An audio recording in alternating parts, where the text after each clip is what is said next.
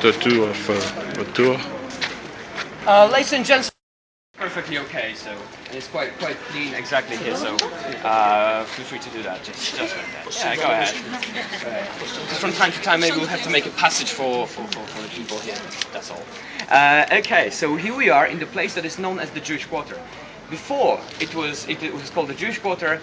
Before this place was merged together with the old town of Krakow in the end of 18th century, so about 200 years ago. It was a separate town, and you can see that pretty perfectly in some of the places. For example, here, just look at the side over there, at the side of this big building. You can see some bits of the old city walls of Kazimierz that, let's say, were partially reconstructed after the Second World War, but still it shows you that this used to be a separate town with its own city walls, with its own city moat, and basically with its own town hall, city council, and so on and so on. It was established first as just a Christian city in the year 1335, the second city of Kingdom of Poland called Kazimierz. And then in the end of 14th century, the first big group of Jewish people arrived here. These were the Jewish people from Prague.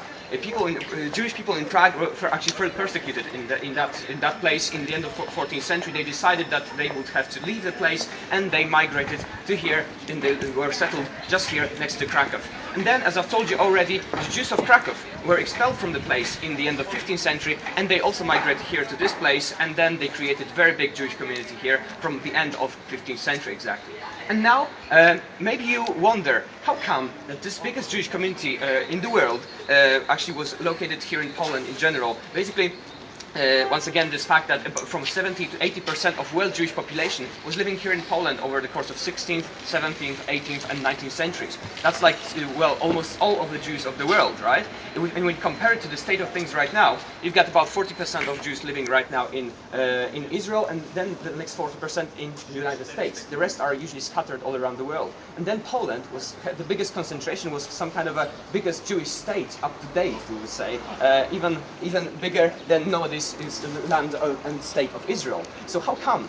Well, you see, Jewish people first in the Middle Ages were living in the so-called diaspora. Diaspora means that they were scattered all around the world. They also created bigger and smaller communities. The biggest of those was actually located in Spain in the centuries in the 7th, 8th, 9th, and 10th century. And then in the 11th century, there happened something which made them feel not really well in Spain. What was that? Well, have you heard about crusades? So crusades and crusaders in general were Christian knights who were traveling from Western Europe. Most of them were from Western Europe, from countries like Italy, Spain, Germany, France, who tried to free Jerusalem from the hands of the Arabs, actually, at that time, in the 11th century, in 12th century, in 13th century, just like that. And then those Christian knights were coming mostly from Western Europe, and they had to go all the way down from the West to the Middle East. There were no supermarkets on the way to buy something, so to say, and also those knights wanted to practice their skills on the way. So, as there were no Muslim people in Europe to actually, let's say, practice on them, from time to time they were choosing Jewish people to do that, basically. So those Jewish people were persecuted there by those Christian, knights, those crusaders from the West. That's why most of them decided to leave Western Europe and started to search for a new home in the East. Nobody of that Western Jews, so to say, knew what to expect out of Eastern Europe. But there is a very nice legend telling you why did they choose Poland for their place of stay. Imagine, in Western Europe, there's this biggest Jewish community, especially in Spain. They are traveling to the place which is not known to the area of to the district of Europe, so to say, which is known for not having any crusaders in there. Well, for example, Polish prince in 13th century said something like this.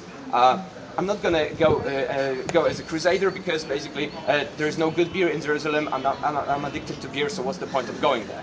That's what the point that he's made, and actually this is in historical record, not just a legend, we'll say. So basically, also Polish state, apart from this actually funny story, was just not interested in going to Jerusalem because it was a very young state in 13th century, for example. It didn't have enough money to invest in such big excursions, and it didn't have exactly so many knights to spare, so to say. So, imagine Jewish people are walking from the west to the east, trying to find a new home. And then they find themselves, as they are very, very tired, on the one big green plain. That big green plain is surrounded in the north by the big blue sea, that is the Baltic Sea. Then, to the south, those Jewish people see big mountains. big mountains, Alpine Mountains, Tatra Mountains, located right now in between Poland and Slovakia. And then, in the middle of that big green plain, they see one single tree. And then they decide to sit down beneath that tree to have a bit of shade, just to rest. As they sit, one single leaf falls down from that tree, and on this leaf there is word written, Polin. Polin, what does that mean? Well, in Hebrew, it will stand for Poland, just like that. But if you break this word into parts, Polin, then it would mean stay here or rest here. Also, there is a second word for Poland in Hebrew, that is Polania. If you break this word into parts, then it will mean God lives here. So for those of Orthodox Jews who actually believed in such kind of a, well, let's say, name tricks, so to say, then it might have meant that it is actually a good place to settle down here, and it really was. Over 15th, 16th, and 17th century, well, apart from just few accidents from time to time, actually this place was probably the safest for all the world Jews. Why was that? Well, just imagine, in the year 1572. In France, we got the peak of religious wars in Western world, we would say. 20,000 Protestant people are killed on the streets of major cities in France just for being Protestant by the Catholics. Here in Poland, in the same period of time, in 1570s exactly, Polish king Sigismund August of the Jagiellonian dynasty says something like this: "I'm not the king of your conscience." And then the law is being passed that every single citizen of the Commonwealth of Poland and Lithuania, that was the country that was created here with the capital being in Poland, every member of every citizen here has the right to express his or her religious beliefs freely in public. So basically that meant completely the opposite and in the West. And many Jews, but also Muslim, Protestant Christians, Orthodox Christians migrated to Poland, which was at that time territorially the biggest country in Europe actually, to be safe from any kind of persecutions. And they really were. These good times actually ended in the end of 17th century, that's true. But still, all of those minorities used to live here up until Second World War, when everything was changed, mostly thanks to the likes of Mr. Hitler and Stalin a little bit later on. But that's a different story. And much more tragic. We're going to concentrate on this sad part of the story in the ending stages of this tour. And as we are here, well, we are standing in this old Jewish quarter. We are right now standing in this old Jewish quarter just next to this big building. And maybe tell me, what is this? Does this such a building have a name? Any ideas? What could this be? Related? Exactly. It's a synagogue. What is a synagogue? Well, when I was young, I thought the synagogue is some kind of a equivalent of a Christian church in Jewish culture. So like a temple, right? But you see, according to Orthodox Judaism, there are no temples anymore in the world, actually. There were only two of them. First temple in Jerusalem and second temple in Jerusalem. First one was destroyed 500 years before Jesus Christ. Second one was destroyed in the year 70 of our era. And from that moment on, so for about 2,000 years, there is no single temple for the Jews, actually, just like this. At least for those who treat them, who say they're Orthodox Jews, just like that. The only part that survived of these original temples, actually, is the so-called Wailing Wall in Jerusalem, actually.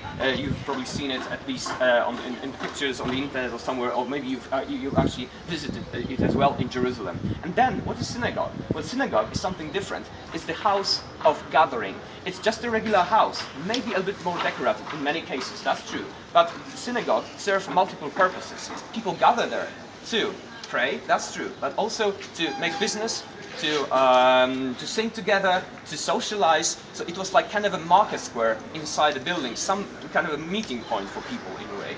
This synagogue that is standing right next to us here is the oldest synagogue in Poland, dating back to early 15th century. The Gothic synagogue that is called just the Old Synagogue.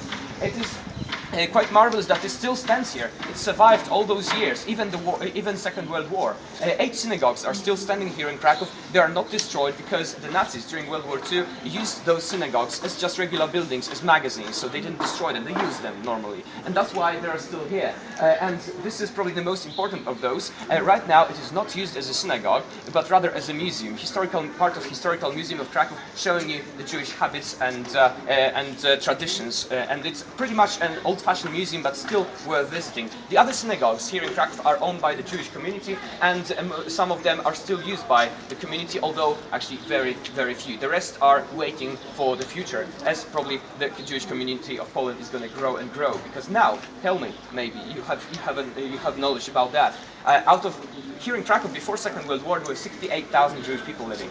Right now, so it was like about 25% of the town. And now, how many members does Jewish commune here have? What do you think? More or less. Just take a guess.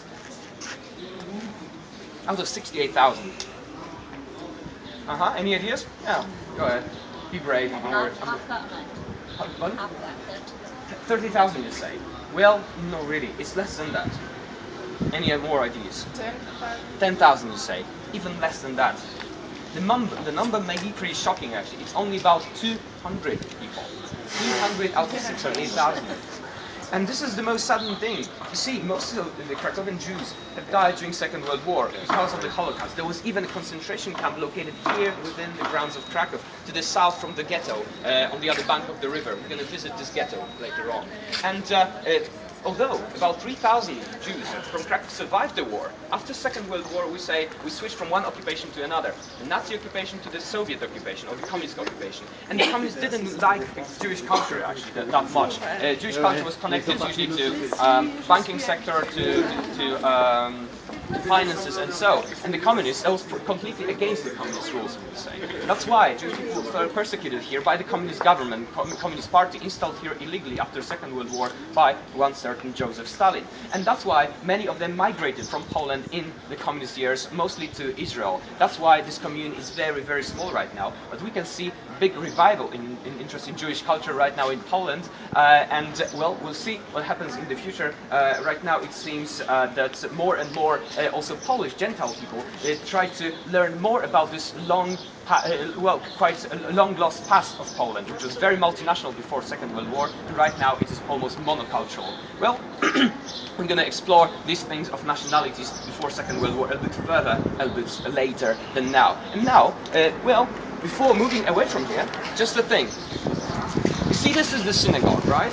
So you can see here two parts of the synagogue. First, this main part, made out of red brick, and then you got this yellow part over here. Why is that? Well, according to Orthodox Judaism, men are aware of the tree. Every aspect, part of the physical body. And then it is men's duty to pray for all the community. Well, ironically, we would say. And women cannot get inside synagogue during prayers, for example, during Sabbath. They cannot be in synagogue because they could, well, let's say, distract the men, so to say, in the way that they can, right? So men couldn't focus on their duty there, right? That was the idea, yeah? And that's why we have this yellow building here. This is the so-called ladies' room. It is connected to the rest of synagogue with windows. So that's what, so that women could get inside, could watch the men through these windows without actually, making them not focused and distracting them. If you know what I mean, what girls can do. You can see those ladies' rooms attached to many buildings around, many synagogues, not only here in Krakow, but all over Central Europe. It was very, very popular idea and very, very popular solution to this kind of problem as it was. So just the first thing, kind of an introduction to how Jewish people lived here. And right now, I have to ask you, anybody visited New York? Maybe. Okay. So tell me, maybe you'll know, you got Lower Manhattan, the center of New York, we would say, and then there's a main street cutting through New York, which is full of theaters, operas, and so. Any ideas? Probably the most famous of those streets are in New York. It is called Broadway. Broadway, exactly. That place, well, is about 150 years old. Its plan is like that. And right now I'm going to show you the original Broadway. Much, much older than that one in New York, and of course much better. Let's see what it is, just a few meters away. Follow me. And about 2.